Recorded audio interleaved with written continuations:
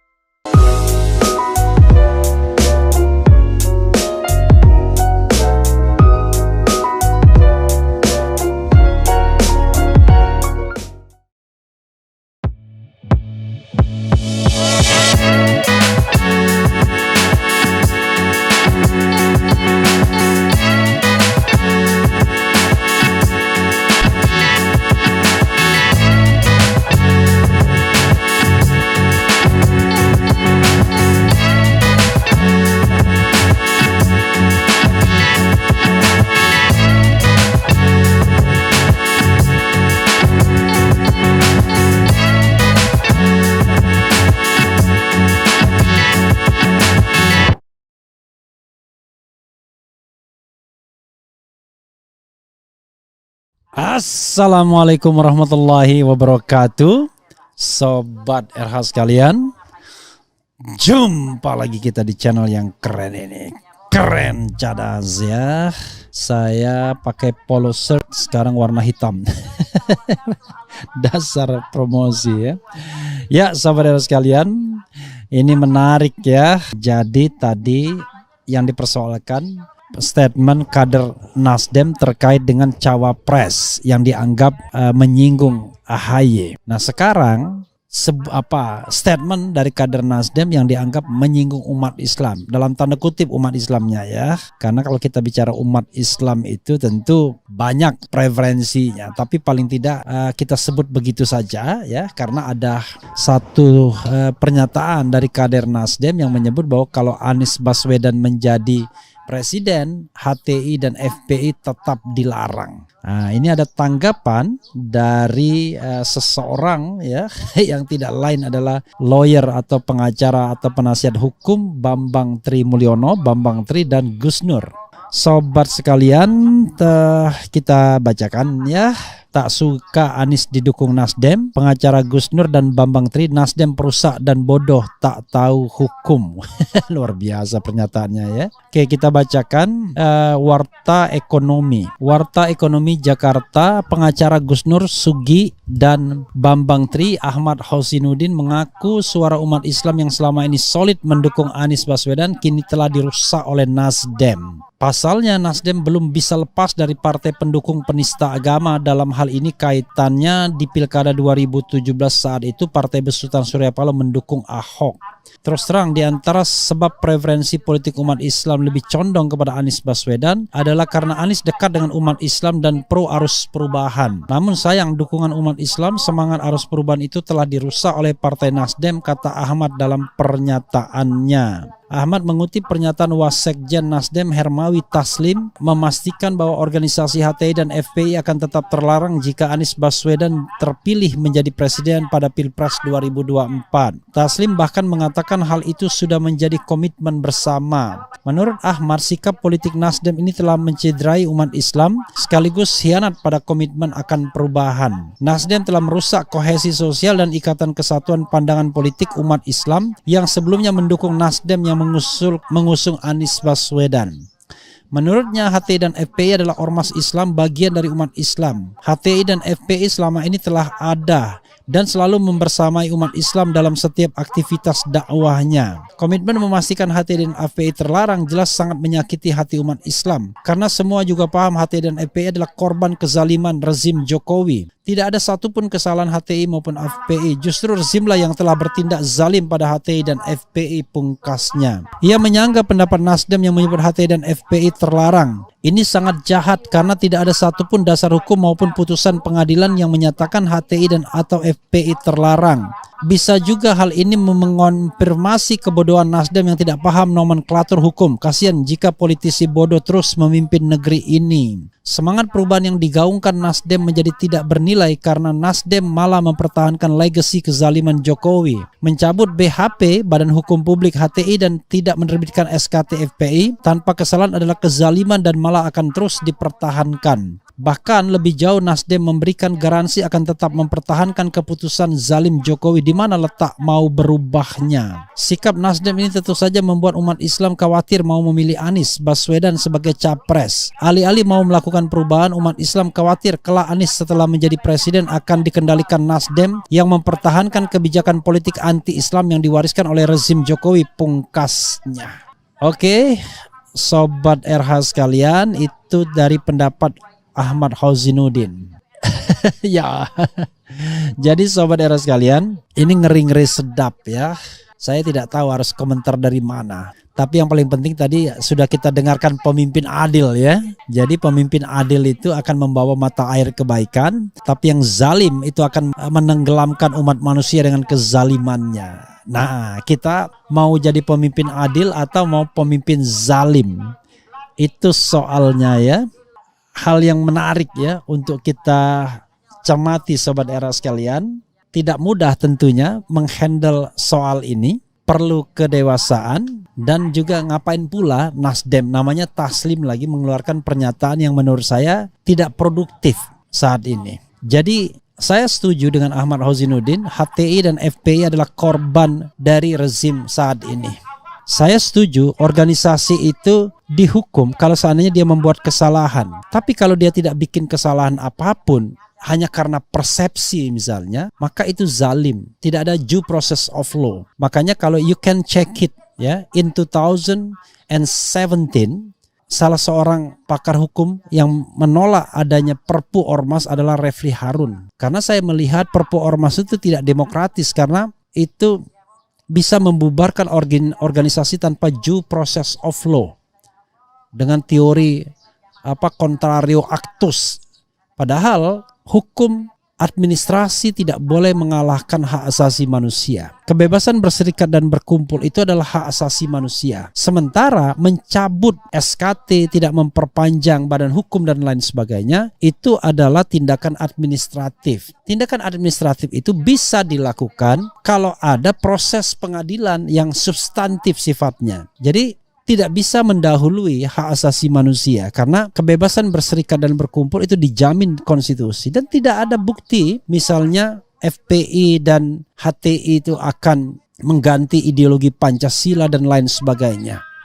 Bahkan di dalam undang-undang keormasan kita dan juga partai politik, kita bisa merujuk atau menunjuk dasar selain Pancasila. Jadi Pancasila itu diterima sebagai common ground, tapi setiap organisasi itu ada kekhasan masing-masing. Apakah kekhasan itu Islam misalnya? Apakah kekhasan itu non-Islam? Apakah kekhasan itu berbau kedaerahan atau apa? Jadi bukan berarti kemudian organisasi itu harus diseragamkan semua. Sobat Era sekalian, itu satu perspektif yang sampai sekarang saya tidak melihat ada alasan hukum yang kuat untuk membubarkan baik HTI maupun FPI. Bahkan Mahfud MD ketika membubarkan FPI pada tanggal 30 Desember 2020 yang lalu itu mengatakan dia bubar dengan sendirinya karena surat keterangan terdaftarnya tidak diperpanjang. How come? Padahal Mahfud sendiri sebagai pakar hukum tata negara paham bahwa yang namanya surat keterangan terdaftar itu bukan tanda eksistensi dari suatu organisasi. Dan terbukti ketika dideklarasikan Front Persaudaraan Islam, ternyata tidak perlu mereka melakukan pendaftaran ke Kementerian Hukum dan HAM karena mereka tidak mau, termasuk juga pendaftaran ke Kementerian Dalam Negeri. Kalau Kementerian Hukum dan HAM untuk mendapatkan status badan hukum, Kementerian Dalam Negeri untuk sekedar mendaftar sebagai ormas. Saya sudah mengatakan keuntungan ormas terdaftar itu hanyalah soal memungkinkan mendapatkan bantuan dari pihak pemerintah misalnya. Tetapi itu tidak menjamin bahwa mereka bisa berkembang organisasinya. Itu satu. Yang kedua, dan tidak juga ada larangan kalau mereka tidak mendaftar, mereka tidak bisa melakukan kegiatan. Banyak organisasi yang tidak mendaftar dan memang not necessary mendaftar. Seperti misalnya persatuan-persatuan alumni ya. Saya mantan ketua alumni di SMA 5 Palembang misalnya, nggak perlu mendaftar. Ngapain mendaftar? Bahkan kadang-kadang yang tidak terdaftar tuh diakui juga. Contoh organisasi relawan itu mirip-mirip ormas juga sesungguhnya. Projo misalnya, saya tidak tahu apakah Projo sudah terdaftar atau sudah berbadan hukum atau tidak. Tapi banyak organisasi relawan yang sama sekali tidak terdaftar dan mereka diakui eksistensinya. Bahkan it could be possible mendapat bantuan dari negara juga karena dianggap dekat dengan kekuasaan ya. Itu satu dari sisi hukumnya, aspek hukumnya. Dari aspek politiknya, ngapain kader Nasdem ngomong seperti itu? Ketika justru Anies dianggap sebagai representasi dari suara umat Islam yang saat ini dizalimi atau terzalimi. Dan jangan lupa dunia internasional itu sudah agak berubah sedikit. Dunia internasional sudah berubah dalam memandang Islam dengan diterimanya resolusi PBB pada tanggal 15 Maret yang berisi perang terhadap Islamofobia. Di Amerika Serikat melalui Ilhan Omar, seorang Congresswoman Muslim pertama kali di Amerika Serikat, juga mengeluarkan undang-undang agar mereka jangan termasuk perang melawan Islamofobia juga ya, war on Islamofobia. Jadi dunia sudah berubah, kenapa Indonesia tiba-tiba takut dan khawatir? Jadi kita harus ada benchmarknya, harus ada boundary-nya. Jadi boundary-nya itu adalah Negara Kesatuan Republik Indonesia. Organisasi apapun sepanjang dia masih dalam bingkai Negara Kesatuan Republik Indonesia ya acceptable. Sepanjang dia mengakui Pancasila dan Undang-Undang Dasar 1945 acceptable. Tapi kalau kita lihat misalnya mereka mempercayai hal yang sifatnya mondial, itu kan pikiran dan hati nurani tidak bisa dibatasi. Sama seperti misalnya seorang Katolik yang mempercayai kekuasaan Paus di Vatikan, kan bukan berarti dia tidak NKRI. Jadi kepercayaan Katoliknya dia tunduk pada Paus, dia juga seorang NKRI yang harus tunduk pada hukum Indonesia. Jadi hal yang sama berlaku juga untuk umat Islam. Dia tunduk kepada Quran sebagai hukum yang universal, tetapi dia juga harus tunduk kepada hukum-hukum yang ada di NKRI ini. Jadi no dikotomi harusnya, karena Pancasila itu tidak menghilangkan agama ya, dan agama tidak menegasikan Pancasila seharusnya, karena nilai-nilai Pancasila itu nilai-nilai yang mulia. Ketuhanan yang Maha Esa, kemanusiaan yang adil dan beradab, persatuan Indonesia, kerakyatan yang dipimpin oleh hikmat kebijaksanaan dalam permusyawaratan perwakilan dan keadilan sosial bagi seluruh rakyat Indonesia. Sengaja saya sebutkan Pancasila secara lengkap agar kita tidak lupa. Karena ada ketua DPRD di Jawa Timur yang lupa sehingga terpaksa mengundurkan diri ketika menyebut sila keempat ya, kerakyatan yang dipimpin oleh hikmat kebijaksanaan dalam permusyawaratan perwakilan, bingung dia bolak-balik ya. Jadi itu soalnya ya saudara sekalian. Saya kira Nasdem tidak perlu pakai blundar sana blundar sini, apalagi nih Taslim mau ngomong lagi misalnya mau melakukan klarifikasi, nggak usah, lebih baik diam saja untuk hal-hal yang sebenarnya tidak strategis juga kalau diomongkan saat ini atau sekarang. Mudah-mudahan Taslim ini dimarahin oleh elit Nasdem ya. Gitu, ngerusak orang saja ya, karena bagaimanapun Nasdem kemudian juga siapapun yang mendeklarasikan Anies perlu suara umat Islam, karena suara umat Islam adalah suara yang mayoritas. Bayangkan kalau umat Islam kompak, maka siapapun yang dicalonkan pasti akan menang. Walaupun memang selalu ada upaya untuk memecah suara umat Islam ya, dengan berbagai terminologi macam-macam lah. Itu saja sobat era sekalian. Wassalamualaikum warahmatullahi wabarakatuh. Assalamualaikum warahmatullahi wabarakatuh, sobat RH sekalian. Jumpa lagi kita di channel yang keren ini. Keren cadas ya sobat semuanya. Ini atas permintaan dari rekan-rekan sekalian, kita akan bahas mengenai pernyataan dari Nasdem, salah seorang anggota dari Nasdem yang mengatakan bahwa FPI dan juga HTI akan tetap dilarang sekalipun Anies terpilih sebagai presiden di 2024. Persoalannya, kalau mau menegakkan hukum itu jangan pakai sentimen, pakai alasan yang rasional dan benar. Saya tidak tahu apa alasan untuk membubarkan HTI, tapi jelas motifnya sangat politis pada waktu itu karena pembubarannya menjelang 2019. Sementara membubarkan FPI itu 2020 ketika Habib Rizik pulang dan tidak jelas alasannya apa. Yang jelas SKT-nya, surat keterangan terdaftar, tidak diperpanjang dan itulah yang dijadikan alasan untuk membubarkan. Padahal harusnya ya tanpa SKT pun nggak ada masalah. Tapi begitu dikasih konsesi Front Persaudaraan Islam, pemerintah sesungguhnya sudah berhasil memperkecil daya dorong atau gebrak dari FPI ketika membubarkan Front Persaudaraan dan digantikan menjadi Front Pembela menjadi Front Persaudaraan. Oke, coba kita bacakan dan kemudian kita akan bahas ya Sobat Era sekalian. Nasdem jamin Anies tetap larang FPI 2024, ex pengurus buka suara. Jakarta, CNN Indonesia, mantan Wakil Sekretaris Umum Front Pembela Islam FPI Aziz Yanuar mengkritik keras pernyataan Wasekjen Nasdem Hermawi Taslim yang tetap melarang organisasi besutan Rizik Syihab dan Hizbut Tahrir Indonesia HTI bila Anies Baswedan terpilih sebagai presiden di Pilpres 2024. Baginya, pernyataan Nasdem itu menunjukkan sikap over superior